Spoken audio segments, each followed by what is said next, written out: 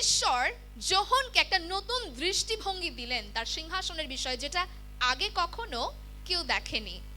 যোহন দেখতে পেল। এবং আপনি যদি এই পদগুলো দেখেন কি সুন্দর করে, আমার জন্য বোঝাটা খুব কঠিন যে যে শব্দগুলো উন্মোচন করা হয়েছে।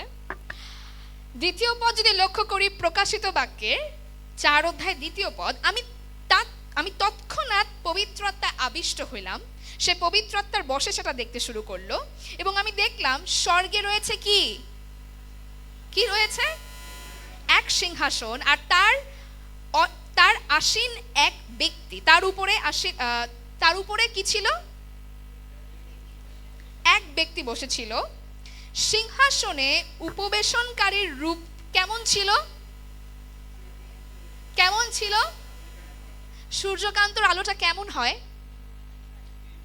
সূর্যের দিকে তাকানো যায়?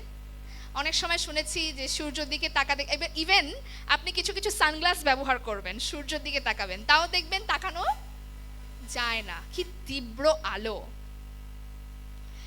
এবং পাশাপাশি একটা মণি বা একটা রত্নের কথা বলা হয়েছে। সেটা কি রত্ন?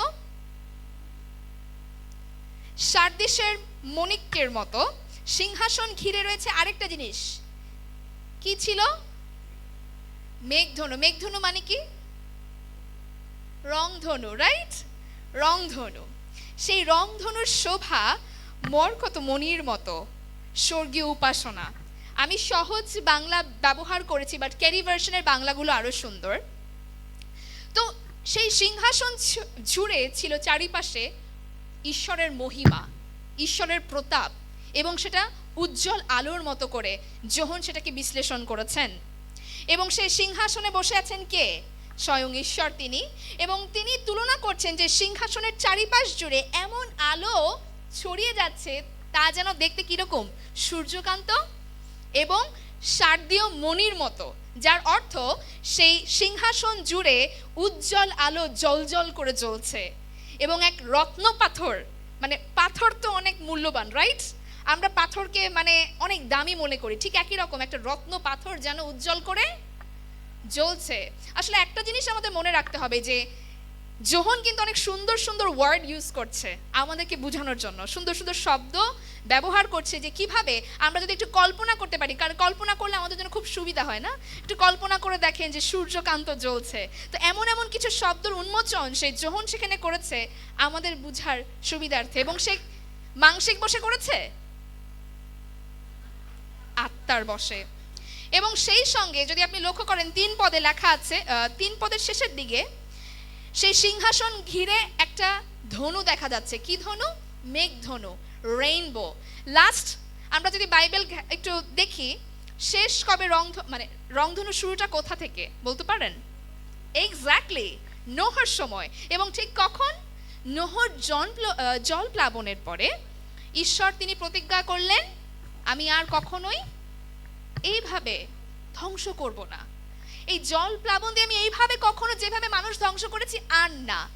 এবং এই ধ্বংস করবে না বলে এই আস্থাটা রাখার জন্য, এই আমাদেরকে আশ্বস্ত করার জন্য এই রংধনু দিয়ে তিনি চুক্তিবদ্ধ করলেন। তাই এই রংধনুকে আমরা বলতে পারি এটা কিসের চিহ্ন? তার প্রতিজ্ঞার চিহ্ন, তার করুণার চিহ্ন। তিনি করুণা করলেন, তিনি করুণাবিষ্ট হইলেন বলেই তিনি বললেন আমি আর ধ্বংস করব না এইভাবে। এটা তার চমৎকার প্রেমের চিহ্ন। সুতরাং এই বিষয়টা আমার খুব চমৎকার লেগেছে যে রংধনুর বিষয়টাও সেই সিংহাসনে আছে। তার মানে ওই সিংহাসন জুড়ে আমরা বুঝতে পারছি, যোহন দেখতে পারছে ঈশ্বরের অবিশ্বাস্য চরিত্রকে, যে চরিত্র আমাদেরকে বুঝাচ্ছে যে ঈশ্বর শুধু তার আলোতেই আলোকিত নন, কিন্তু তিনি তার প্রেমে জ্বলজ্বল করছেন, তিনি তার করুণাতে জ্বলজ্বল করছেন, তিনি তার বিশ্বস্ততায় জ্বলজ্বল করছেন। তিনি আমাদেরকে প্রতিজ্ঞা দিচ্ছেন, আবার স্মরণ করিয়ে দিচ্ছেন তিনি আমাদের সঙ্গে আছেন, তার করুণা তার দয়া আমাদের সঙ্গে আছে। মাঝে মাঝে যখন আসলে আমরা খুব কষ্টের মধ্যে থাকি, বা আমাদের হয়তো মনে হচ্ছে, আমরা অনেক সময় আগাম একটু অনুভব করতে পারি, তাই না, যে হয়তো সামনে একটা কঠিন সময় আসতে যাচ্ছে, কি করব এরকম ভাবতে শুরু করি। আমরা করি না কঠিন সময় আসলে?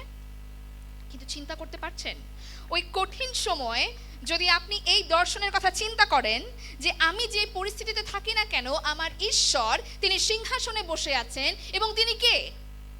তার হাতে রয়েছে সমস্ত ক্ষমতা, সমস্ত কিছু নিয়ন্ত্রণ করার ক্ষমতা কার হাতে? যিনি সিংহাসনে বসে আছেন আমার ঈশ্বর, তার ভিতরে রয়েছে সকল করুণা, তিনি বিশ্বস্ত এবং তিনি আমাকে কখনোই ওই সমস্যার মধ্যে ডুবে যেতে দেবে না, তিনি আমাকে হারিয়ে যেতে দেবে না। আর যদি আমরা এই চিন্তাটা একটু করতে পারি তখন দেখবেন আমাদের মাইন্ডটা শিফট হবে। অনেকে আমরা বলি না, ওই যে আত্মিক উদ্দীপনায় সবাই গিয়েছিলাম, খুবই ভালো লেগেছে, এমন ভালো লেগেছে আর আসতে ইচ্ছা করে না, ওই উপাসনাটা এমন ভালো ছিল আর উপাসনা থেকে বের হতে ইচ্ছা করে না, বলি না আমরা? কারণ আমরা কার সান্নিধ্যে থাকি তখন? ঈশ্বরের সান্নিধ্যে থাকি, সেই সিংহাসনের কাছে থাকি। এবং প্রভু যিশু আজকে তিনি আমাদেরকে এই কথা বলছেন, সেই সিংহাসন থেকে আমরা যে পরিস্থিতিতে থাকি না কেন, প্রভু যিশু তিনি আছেন, তিনি সমস্ত কিছু নিয়ন্ত্রণ করছেন, আমরা যেন হারিয়ে না যাই। আমাদের এই সমস্ত যুদ্ধ, আমরা আজকে গান করছিলাম, এই যুদ্ধ সদা প্রভুরই, কিন্তু আমাদের ভিতরে যুদ্ধটা কোথা থেকে শুরু হয় জানেন? মন থেকে, হৃদয় থেকে না, মন থেকে।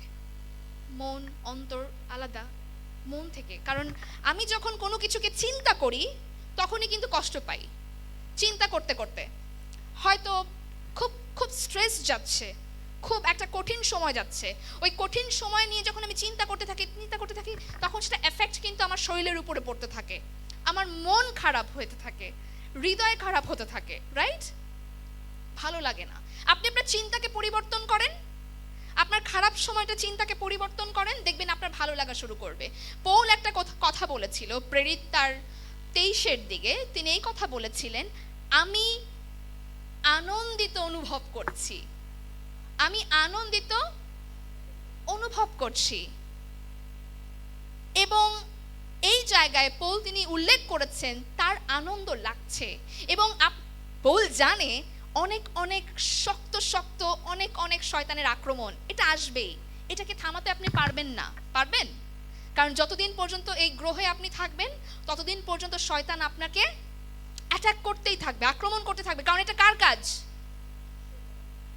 আপনি একজন নার্স, আপনার কাজ হাসপাতালে সেবা দেওয়া, রাইট? আপনার কাজ ডেফিনেটলি ঝাড়ু দেওয়া না, ঘর মুছা না, একটা নির্দিষ্ট কাজ আছে আপনার। শয়তানের কাজ আমাদেরকে আক্রমণ করা। যতদিন পর্যন্ত এই মাংসিক দেহের মধ্যে থাকবো আক্রমণের শিকার হতেই হবে আমাদেরকে, এটা থেকে আমরা উপেক্ষা করতে পারবো না। তাই বলে কি আমি ঈশ্বরের ইচ্ছা পালন করা থেকে বিরত থাকবো?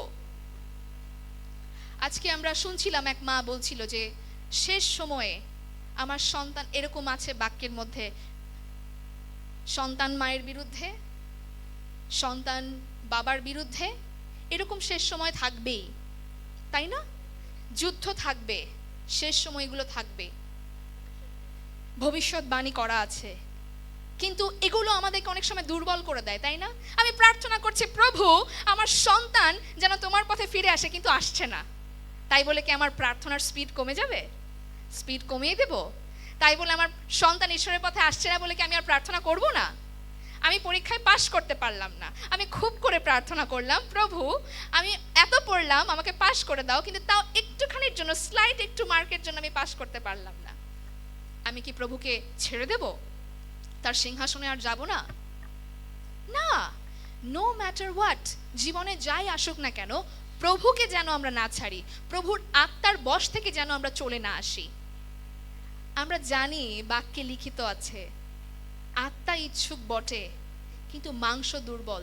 কারণ শয়তানের টার্গেট এই মাংসের উপরে, শয়তান এই মাংসের উপরে আপনাকে টার্গেট করে দুর্বল করবে, যাতে আপনি প্রার্থনা না করেন, যাতে আপনি ঈশ্বরে বাধ্য না হন, যাতে কোনোভাবেই আপনি সত্যে আত্মায় সেই প্রভুর সাথে সহভাগিতা রক্ষা না করেন। এটা শয়তানের টার্গেট। কিন্তু সব কিছুকে সরিয়ে আমরা যেন মাথায় রাখি যে আমাদের ঈশ্বর তিনি সিংহাসনে বসে আছেন এবং তিনি রাজত্ব করছেন। তাই পিতা হিসাবে আমরা চাই না আমাদের সন্তান আমাদের মতো হোক? চাই তো, নাকি? ঠিক একই রকম আমাদের পিতা ঈশ্বর চান তার সন্তানেরাও যেন তার মতো হয়। আমরা দেখতে পারি যিশুর তো কয়জন শিষ্য ছিল? 12 জন। কিন্তু বলতে পারেন যিশুর একটা সার্কেল ছিল। আমরা জানি আমরা যত বড়ই গ্রুপ হোক না কেন, অনেক বড় একটা গ্রুপ হোক, হ্যাঁ, কিন্তু যত বড় গ্রুপ হোক তার ভিতরে অন্তত কয়েকজন আমাদের খুব কাছের সার্কেলের থাকে, কি থাকে না? কি থাকে? কি অনেক বড় গ্রুপ, আপনি হয়তো অনেককে চেনেন, কিন্তু জাস্ট কয়েকটা ব্যক্তি আপনার সার্কেলে, এবং ওদের সাথে আপনি খুব মেশেন, খুব মনের কথা বলেন, যেখানেই যান ওদেরকে হাত ধরে নিয়ে যান, বা কোনো প্রোগ্রাম হলে ওদেরকে ইনভাইট করেন। বলতে পারেন যিশুর এরকম একটা সার্কেল ছিল, সেই সার্কেলের মধ্যে কে কে ছিল?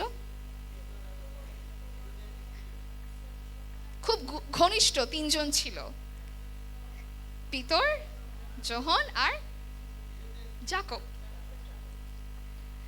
আর এদের সঙ্গে এদেরকে কখন যিশু আদেশ দিল যে তোমরা এখন থেকে মাছ ধরবে না? কি ধরবে? মানুষ ধরবে। এই ঘটনাটা আমরা জানি, সেখান থেকে তাদের ঘনিষ্ঠতা শুরু হলো। যখন সারা রাত ধরে তারা জাল ফেলেও একটা মাছ ধরতে পারেনি, কিন্তু যখন যিশু তাদেরকে বলল, তখন ঠিকই তারা অনেক অনেক মাছ ধরতে পেল। কিন্তু ওইটাতে আবার পিতর ভয় পেয়ে গেছে যে যিশু, আমি তো অনেক পাপী, আমার তোমার সাথে থাকা আসলে শোভা পায় না।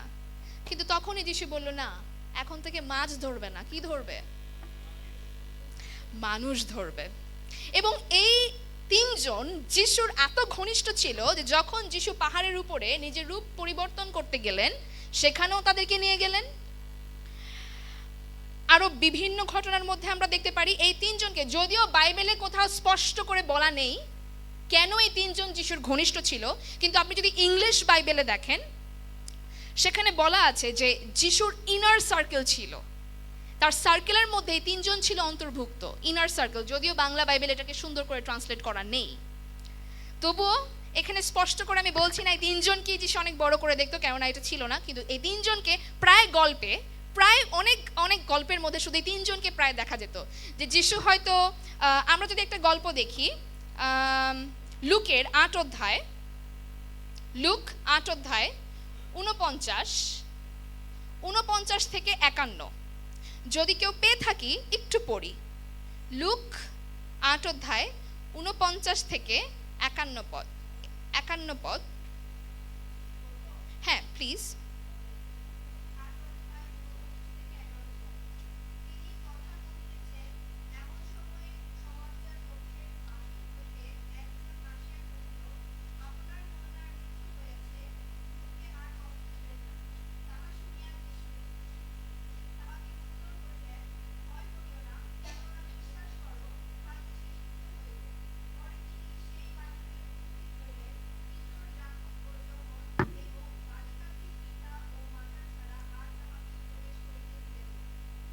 ধন্যবাদ।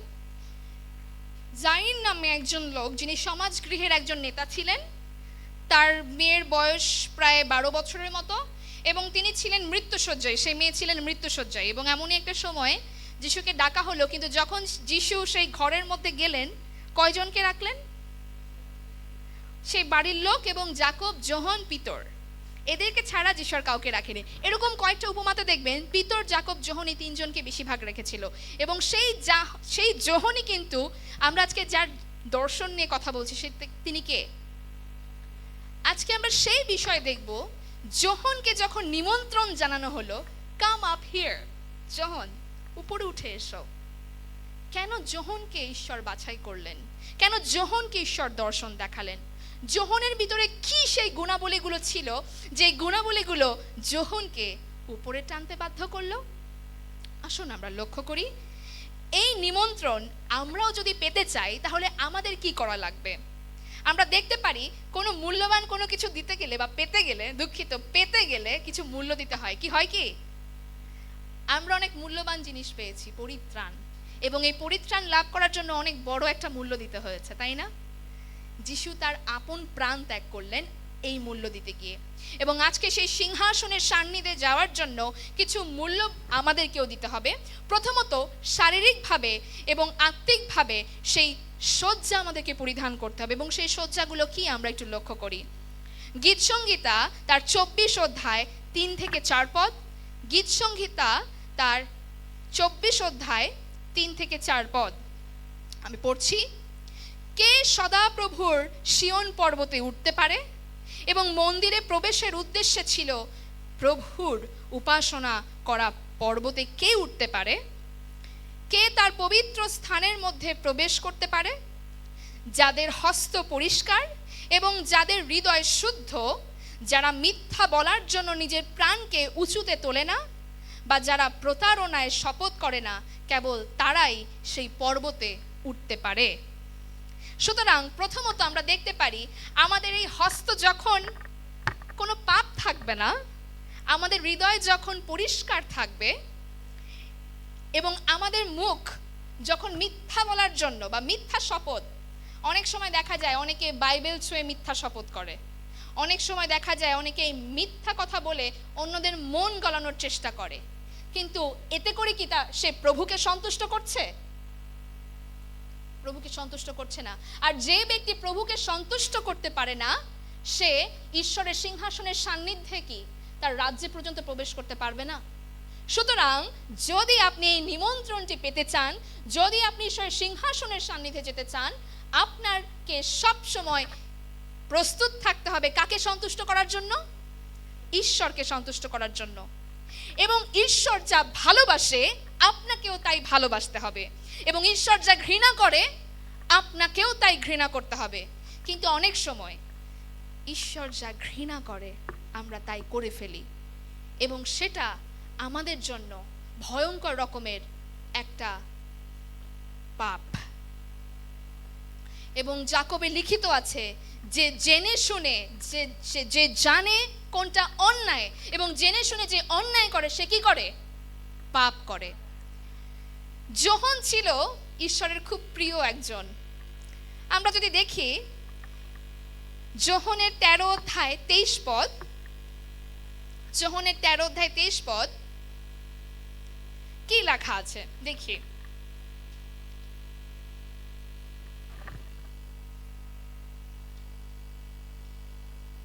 যিশুর শিষ্যদের মধ্যে একজন ঘনিষ্ঠ শিষ্য ছিল যাকে যিশু প্রেম করতেন, এবং ভোজের টেবিলে সে যিশুর কোলে হেলান দিয়ে বসেছিলেন। খ্রিস্টতে প্রিয় ভাই এবং বোনেরা, প্রভু যিশু তিনি বলছেন মথি তার 12 অধ্যায় 30 পদে, যে আমার সপক্ষে নয় সে আমার বিপক্ষে। সুতরাং যে যিশুর পক্ষে নয়, আপনি যদি যিশুর পক্ষে না চলেন তাহলে আপনি কার পক্ষে চলছেন? আপনি যদি যিশুর পক্ষে না থাকেন তবে আপনি শয়তানের পক্ষে চলছেন, আপনি শয়তানের সাইড দিয়ে হাঁটছেন, আপনি শয়তানকে সন্তুষ্ট করছেন। এবং আপনার গন্তব্যস্থান কোথায়? স্বর্গ কিন্তু না। আর তাই ঈশ্বরের রাজ্যে থাকতে গেলে ঈশ্বরকে সন্তুষ্ট করতে হবে, ঈশ্বরের ভালোবাসার একজন হতে হবে। ইব্রিয় তার 1 অধ্যায় 9 পুস্তকে এই কথা বলা রয়েছে, তুমি ন্যায়কে ভালোবাসো এবং অন্যায়কে ঘৃণা করো। তোমার ঈশ্বর তোমাকে অভিষিক্ত করেছেন, তোমার সহচরদের চেয়ে তোমাকে তিনি অধিক আনন্দে রেখেছেন। ঈশ্বর তিনি ন্যায়কে ভালোবাসতে আমাদের আহ্বান করেছেন। সুতরাং বাক্য এই কথা বলছে, এবং ঈশ্বরের এই নিমন্ত্রণ যদি আপনি পেতে চান তবে আপনাকে সেটাই ঘৃণা করতে হবে যেটা ঈশ্বর ঘৃণা করেন, এবং আপনাকে সেটাই ভালোবাসতে হবে যেটা ঈশ্বর ভালোবাসে। এবং সবচেয়ে গুরুত্বপূর্ণ বিষয়, আজকে আমরা সকালবেলাও বলছিলাম, ঈশ্বরের আত্মায় বাপ্তাইজিত হওয়া। ঈশ্বরের আত্মা, পবিত্র আত্মায় বাপ্তাইজিত হওয়া। কারণ কিছু কিছু গোপন বিষয়, এই যে আজকে যোহন যে বিষয়গুলো দেখতে পাচ্ছে, সে কিসের মধ্য দিয়ে দেখতে পাচ্ছে? মাংসিকের মধ্য দিয়ে না, সে পবিত্র আত্মায় আবিষ্ট হওয়ার মধ্য দিয়ে, পবিত্র আত্মার মধ্য দিয়ে সেই আশ্চর্য বিষয়গুলো দেখতে পাচ্ছে। অনেক সময় আপনার কোন একটা খারাপ অভ্যাস যেটা আপনি ছাড়তে চাচ্ছেন, অনেক সময় আমরা বলে ফেলি আর এটা আমি করতে পারবো পারবো না। কেন পারেন না জানেন? হয়তো কিছুটা পারেন, কিন্তু কিছুটা হয়তো ছাড়া যায়। হয়তো একদিন ছাড়তে পারছেন খারাপ অভ্যাস, কিন্তু পরের দিন আবার টুসুস করে আবার চলে গেলেন ওই খারাপ অভ্যাসের দিকে। কেন জানেন? কারণ এই খারাপ অভ্যাস ছাড়তে একমাত্র পবিত্র আত্মা, প্রভু যদি অনুগ্রহ না করে, প্রভুর শক্তি যদি আপনাকে সাহায্য না করে, তাহলে কখনোই সম্ভব না। অনেকে বলে না আমি পারবই, সম্ভব না। প্রভুর আত্মা ছাড়া পাপকে না বলা সম্ভব না। সুতরাং যদি পাপ থেকে দূরে থাকতে চান তবে প্রভুর আত্মায় আগে আপনাকে বাপ্তাইজিত হতে হবে। তারপরে যদি আমরা দেখি, সর্বদা প্রভুর বাক্যের বাধ্য থাকতে আমাদের চেষ্টা করতে হবে। আমরা প্রেরিত 13 অধ্যায় 22 পদে আমরা লিখতে পারি, ঈশ্বর কিন্তু একজনকে বলেছিলেন যে ইনি আমার মনের মতো একজন ব্যক্তি। কে সে? দাউদ। ইনি আমার মনের মতো, দাউদ আমার মনের মতো একজন। মনের মতো হতে গেলে কে মনের মতো হয়? অনেক সময় আমরা কাজের, যারা আমাদের হেল্পিং হ্যান্ড বাসায় থাকে, যারা আমাদের কাজে সাহায্য করে, তাই না? অনেক সময় আমরা বলে ফেলি, আরে সারাক্ষণ খিটখিট করে কাজের লোকরা, ভালো লাগে না, ভালো লাগে না। কেন ভালো লাগে না? কথা শোনে না তো। কথা শোনে? আমি বললাম এখানে ঝাড়ু দাও তো, সে এখানে ঝাড়ু না দিয়ে আমি বললাম এইভাবে ঝাড়ু দাও, সেইভাবে ঝাড়ু না দিয়ে সে তার মতো করে ঝাড়ু দিল। ভালো লাগবে? মনের মতো হতে গেলে বাধ্য হতে হয়। অনেক সময় ঈশ্বর আমাদেরকে বলে সোজাভাবে করো, কিন্তু আমরা সোজাভাবে না করে একটু বেঁকে তেড়ে নিজের মতো করে, নিজের কাছে যেরকম সুবিধা মনে হয় আমরা সেভাবে করার চেষ্টা করি। কিন্তু ঈশ্বরের বাক্য স্ট্রেট ফরওয়ার্ড।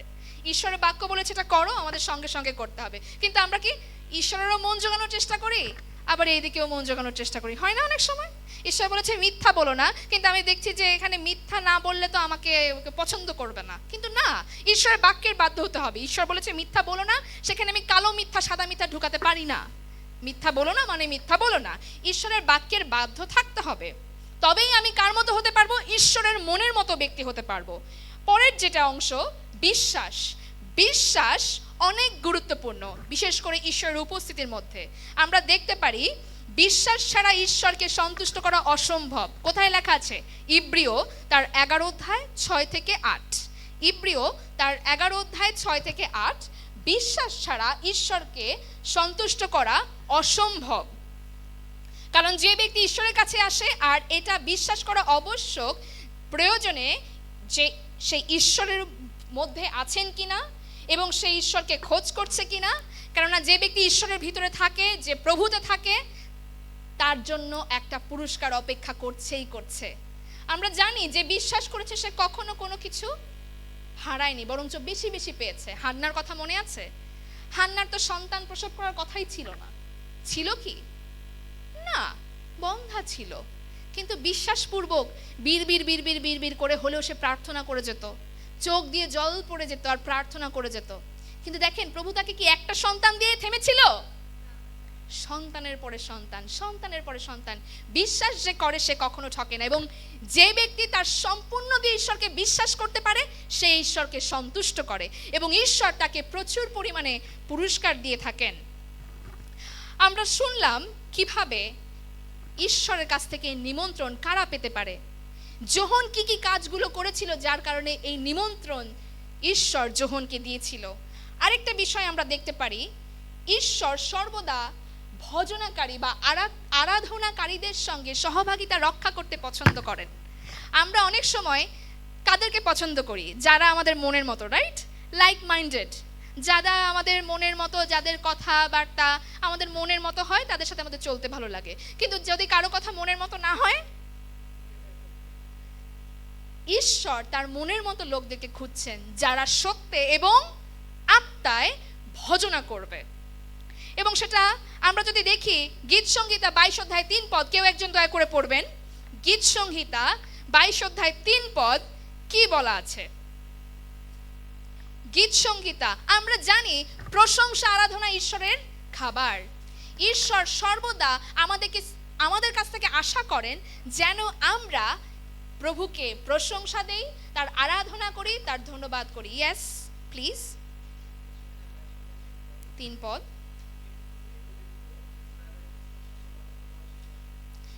ইসরায়েলের প্রশংসা কলাপ তোমার সিংহাসন। আপনি যদি প্রকাশিত বাক্য একটু সামনে দিকে এগিয়ে যান, পবিত্র পবিত্র পবিত্র সদা প্রভু। প্রভুকে গৌরব দেওয়া হচ্ছে, প্রশংসা করা হচ্ছে। কয়বার? যখন কোনো কিছুকে 3 বার বলে গণিত করা হয়, সেটা অনেক গুরুত্বপূর্ণ, অনেক গুরুত্বপূর্ণ। পবিত্র পবিত্র পবিত্র সদা প্রভু, ঈশ্বরকে গৌরব দেওয়া হচ্ছে। আমি আপনাকে চ্যালেঞ্জ করে বলছি, কোনো একটা সময় 5 মিনিট, 10 মিনিট, 5 মিনিট, 10 মিনিট, আধা ঘন্টা আপনি শুধু প্রভুকে গৌরব দেবেন। আপনি শুধু প্রভুকে গৌরব দেবেন। একটা সময় ব্যক্তিগতভাবে বের করে আপনি শুধু প্রভুকে গৌরব দেবেন।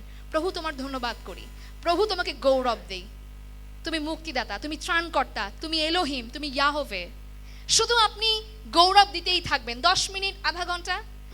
ওই উপস্থিতি প্রভুর ওখানে নেমে আসবে এবং যখন ওই উপস্থিতির মধ্যে আপনি প্রবেশ করবেন, আপনি নিজেই উপলব্ধি করতে পারবেন যে এখানে প্রভুর উপস্থিতি রয়েছে।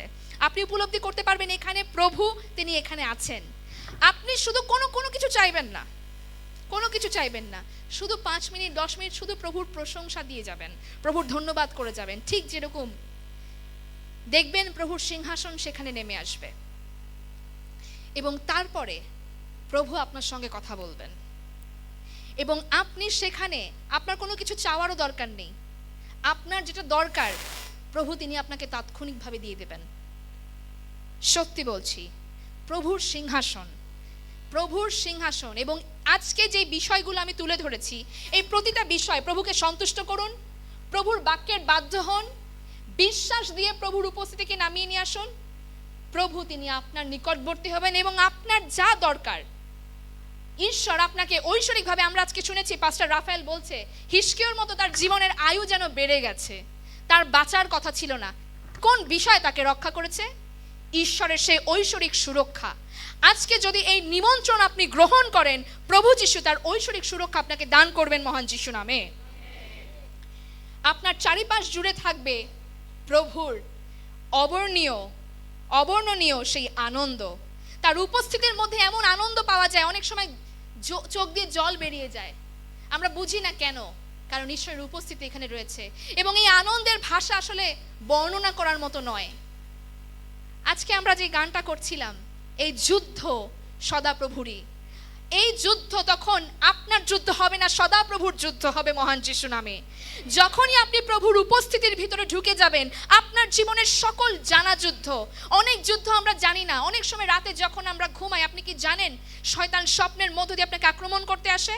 শয়তান চিন্তা করে আপনার কোন সদস্যকে ব্যবহার করে আপনাকে আক্রমণ করতে পারবে। কিন্তু যখন আপনি প্রভুর সান্নিধ্যে আসবেন, সেই সিংহাসনের সান্নিধ্যে আসবেন, সেই যুদ্ধ কার? সেই যুদ্ধ সদাপ্রভুর। প্রভু চান যেন আমরা আমাদের পরিত্রাণের জন্য কাজ করি এবং আমাদের মধ্য দিয়ে যেন অনেকে পরিত্রাণ পায়। অনেক সময় আপনি কোনো একটা জায়গা দিয়ে হেঁটে যাবেন, অনেক সময় আপনি কথা বলবেন, আপনার কথা, আপনার চলাচল দেখে প্রশ্ন করবে, মা তুমি কে, তুমি কোথায় থাকো, বাবা তুমি কে, তুমি কোথায় থাকো। আপনার কথাবার্তা, আপনার চলাফেরার মধ্যে একটা আলো রয়েছে এবং প্রভু চান যে পরিত্রাণ আপনি গ্রহণ করেছেন, যে আলো আপনি গ্রহণ করেছেন, যে লবণ, আমাদেরকে কিন্তু লবণের সাথেও তুলনা করা হয়েছে, আমরা সেই লবণ। লবণ যদি তরকারিতে না থাকে, তরকারি কি স্বাদযুক্ত হয়? স্বাদ মুক্ত হয়, তাই না? লবণ ইনকমপ্লিট। আমি গতদিন বলছিলাম আমার স্বামীকে যে আমি কখনো তোমাকে এমন খাবার দিয়েছি বলো তো যেই খাবারে লবণ নাই বা লবণ অতিরিক্ত? আমি বলছিলাম এমন কোনো খাবার কি আমি তোমাকে দিয়েছি যেই খাবার ইতিমধ্যে পুড়ে ছাই হয়ে গেছে? আমার প্রায় বিয়ের 5 বছর, কিন্তু এখনো পর্যন্ত সে পোড়া খাবার আমিও তাকে দিইনি। লবণ, জ্যোতি, আলো, যে সিংহাসনের চারিপাশ জুড়ে আমরা দেখতে পাচ্ছি, সেই আলো আমাদেরকে হতে বলা হয়েছে যাতে আমরা অন্যজনের পরিত্রাণের জন্য চেষ্টা করি। এই জগতে আমাদেরকে প্রেরণ করা হয়েছে শুধু নিজেদের আশীর্বাদ পাওয়ার জন্য নয়, যেন আমরা অন্যদের জন্য আশীর্বাদ হতে পারি। আর তাই বাক্যে লিখিত আছে, আমরা যদি দেখি, আমরা যদি যাই আদি পুস্তকের 22 অধ্যায় 17 থেকে 18, আদি পুস্তক 22 অধ্যায় 17 থেকে 18, আমি অনুরোধ করতে চাই কেউ একজন পড়বেন দয়া করে। যুবক যুবতীদের মধ্যে কেউ একজন পড়বেন দয়া করে আদি পুস্তক 22 অধ্যায় 17 থেকে 18। একটু জোরে পড়বেন। হ্যাঁ,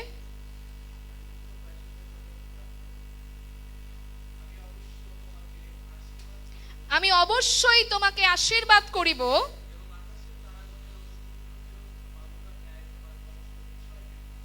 তার মানে এই আশীর্বাদ শুধুমাত্র তার মধ্যে সীমাবদ্ধ নয়, কিন্তু এই আশীর্বাদ তার সকলের জন্য। Okay, go on, praise God, go on. Hallelujah. কারণ তুমি আমার আশীর্বাদ পেতে চান, অন্যজনের জন্য আশীর্বাদ প্রাপ্ত হতে চান, তাহলে কি করতে হবে? কি করতে হবে? Please go on.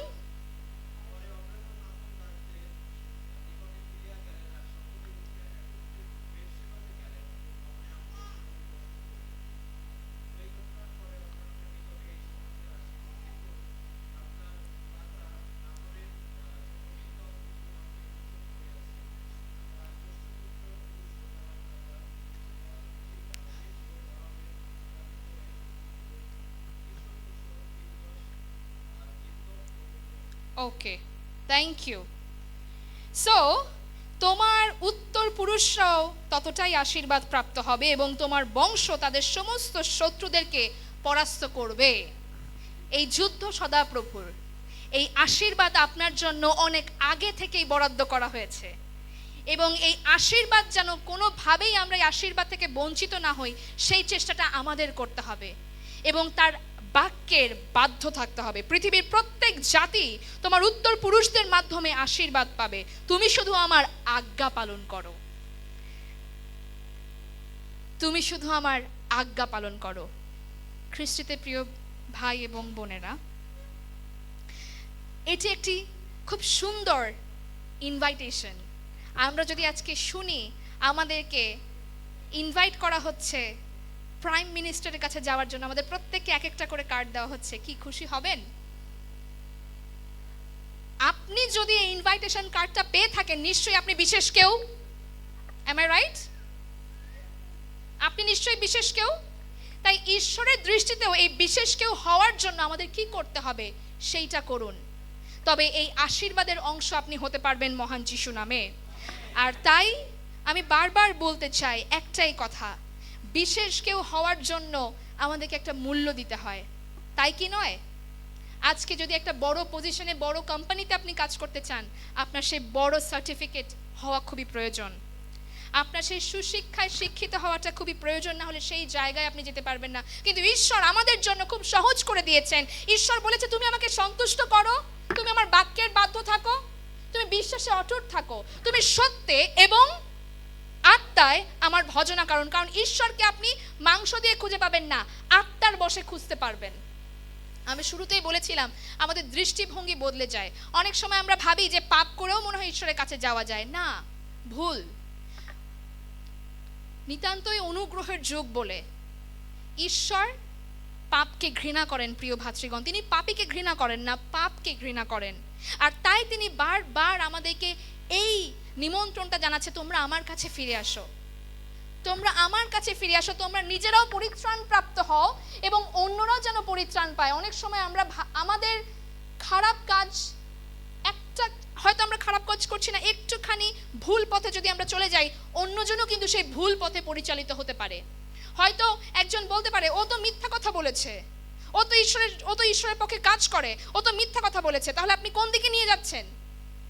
ভুল দিকে নিয়ে যাচ্ছেন। ও তো ঈশ্বরের পক্ষে কাজ করার পরেও মিথ্যা কথা বলেছে, তাহলে আমি কেন মিথ্যা বলতে পারবো না? তাহলে আপনি কাকে কোন দিকে পরিচালনা করছেন? আপনি তো পরিত্রাণ থেকে নিজেও সরে যাচ্ছেন, আরেকজনকেও সরিয়ে নিয়ে আসছেন। তাই আজকে প্রভু যিশু বলছেন, তোমরা মন পরিবর্তন করো, তোমরা মন পরিবর্তন করো, তোমরা পাপ স্বীকার করো এবং আমার কাছে ফিরে আসো এবং উপরে উঠে এসো। এবং তাই আজকে যে নিমন্ত্রণ প্রভু দিচ্ছেন আপনাদেরকে, আমরা জানি অনেকেই আহত কিন্তু অল্পই মনোনীত। আমি শুরুর দিকে বলেছিলাম যিশুর শিষ্য কয়জন ছিল, কিন্তু তার সার্কেলটা খুব, তিনি কিন্তু একটু বেশি ঘনিষ্ঠ কাদের সঙ্গে ছিল? 3 জন, তাই না? কারণ এই 3 জনের কথা বারবার উল্লেখ করা হয়। তাই এখানে অনেকেই আহত কিন্তু অল্পই মনোনীত। সেই মনোনীত ব্যক্তি হওয়ার জন্য যা করা দরকার আপনি করুন এবং যে আশীর্বাদ প্রভু প্রতিজ্ঞা করেছেন তিনি আপনাকে সে আশীর্বাদ করবেন মহান যিশু নামে। আসুন আমরা সকলে উঠে দাঁড়াই। Jason, if you would please softly play. আমরা এই সময় প্রভুর সান্নিধ্যে এসেছি এবং প্রভুর কাছে আমরা বলবো আমাদের হৃদয়ের সকল বিষয়, কারণ এই হৃদয় প্রতারণায় পূর্ণ। আমরা জানি এই হৃদয়, এই অন্তঃকরণ মন্দতায় পূর্ণ এবং সেটা কে জানতে পারে?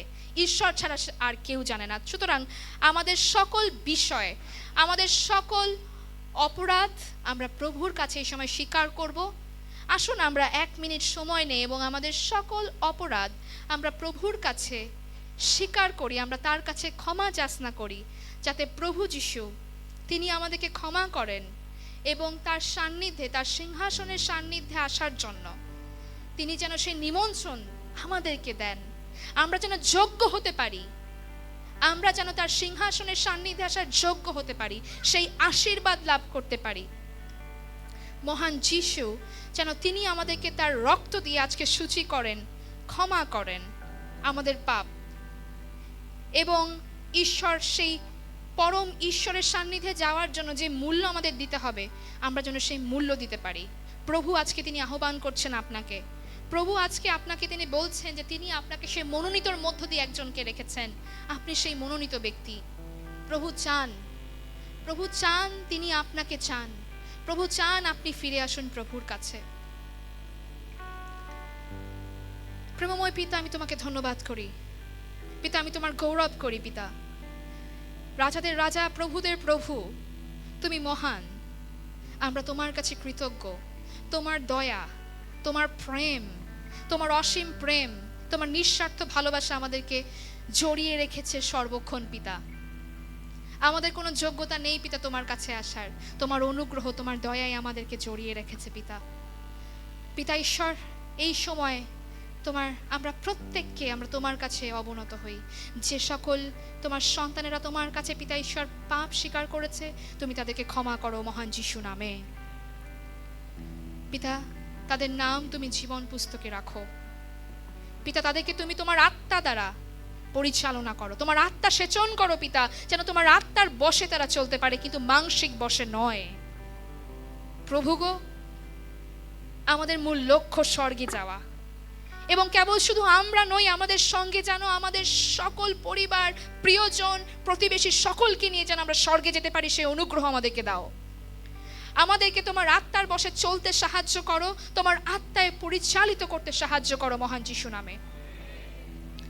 আজকে যে নিমন্ত্রণ তুমি আমাদের প্রত্যেককে দিয়েছো পিতা, যাতে আমরা তোমার সিংহাসনের সান্নিধ্যে আসতে পারি। প্রিয়তম প্রভু গো, তোমার বাক্যের বাধ্য হতে তুমি সকলকে সাহায্য করো মহান যিশু নামে। তোমাকে সন্তুষ্ট করতে সাহায্য করো মহান যিশু নামে। সত্য এবং আত্মায় ভজনা করতে তুমি সাহায্য করো যিশু নামে। এবং সমস্ত গৌরব, সমস্ত প্রশংসা আমরা একমাত্র তোমাকে দিচ্ছি পিতা। তুমি জানো তোমার সন্তানদের সকল চাওয়া এবং পাওয়া পিতা। আমাদের সামনে যে প্রার্থনার বিষয়গুলো রয়েছে, সেই প্রার্থনার বিষয়গুলো আমরা তোমার কাছে উত্তোলন করি পিতা। তুমি সকলের মনোবাঞ্ছা, সকল বিষয়ে জ্ঞাত রয়েছো। তুমি সকলের প্রার্থনার উত্তর দাও, কেননা তুমি একমাত্র স্বর্গস্থ মহান পিতা। তোমার কাছে সকল ক্ষমতা রয়েছে সেই প্রার্থনার উত্তর দেওয়ার, এবং আমি বিশ্বাস করি তুমি সেই প্রার্থনার উত্তর দিয়েছো মহান যিশু নামে। এবং সমস্ত গৌরব, সমস্ত প্রশংসা আমরা একমাত্র তোমাকে দেই।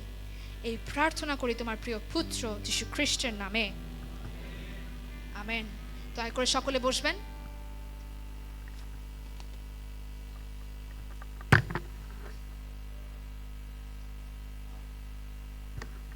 জয় যিশু। আসুন আমরা প্রত্যেকে উঠে দাঁড়াবো এই সময়, এবং আমাদের ডান হাতটি আমরা আমাদের এই বোনের দিকে বাড়িয়ে দেব, এবং আমরা তার জীবনের জন্য প্রার্থনা করতে চাই। এই সময় আসুন আমরা প্রত্যেকে উঠে দাঁড়াই, আমাদের ডান হাতটি আমাদের বোনের দিকে বাড়িয়ে দেব এবং তার জীবনের জন্য প্রার্থনা করি। স্বর্গস্থ মহান পিতা, তোমাকে ধন্যবাদ দিই প্রভু যে তুমি আমাদের প্রত্যেককে সাহায্য করেছো পিতা। তোমাকে ধন্যবাদ দিই সুন্দর সময়ের জন্য পিতা, সুন্দর উপাসনার জন্য পিতা। তোমাকে ধন্যবাদ দিই প্রভু যে সন্তানকে আজকে তুমি তোমার বাক্য বিভাজনের জন্য ব্যবহার করেছো পিতা। প্রভু আমরা বিশ্বাস করি পিতা, সেই বাক্যে শক্তি ছিল পিতা, এবং সেই শক্তি প্রভু তোমার থেকে এসছে পিতা। প্রভু তুমি এই সন্তানকে পিতা আরও বেশি অনুগ্রহ করো পিতা, আরও বেশি অভিষিক্ত করো প্রভু, যাতে প্রভু তোমার অভিষেক নিয়ে পিতা তার জীবনের প্রত্যেকটি চলার পথে চলতে পারে পিতা। তার জীবনের সমস্ত যুদ্ধ পিতা তুমি তার জন্য লড়ো এবং তাকে জয়ী করো মহান যিশু নামে পিতা। আশীর্বাদ করো তাকে এবং তার পরিবারকে পিতা। প্রভু যিশু যাতে সে কখনোই তোমাকে ছেড়ে যেতে না চায় পিতা, কিন্তু তোমাতেই প্রভু যাতে সে থাকতে পারে পিতা। তার জীবনে আনন্দে পরিপূর্ণ করো মহান যিশু নামে পিতা। তার জীবনের সমৃদ্ধিতে পরিপূর্ণ করো মহান যিশু নামে প্রভু, যাতে করে প্রভু যখন আমরা একসঙ্গে স্বর্গে যাব পিতা, যাতে তার জীবনের জন্য আমরা ধন্যবাদ দিতে পারি প্রভু। এই প্রার্থনা চাই মহান যিশু নামে, আমেন। আমরা এই সময় আমাদের পকেটে হাত দেব, এবং আমাদের কাছে যে খাম রয়েছে লাভ অফারিংয়ের, এটা হচ্ছে ভালোবাসার উপহারের খাম। আমাদের প্রভু আমাদেরকে প্রত্যেকটি ক্ষেত্রে আশীর্বাদ করে আসছেন, এবং আজকের দিনে আমরা সেই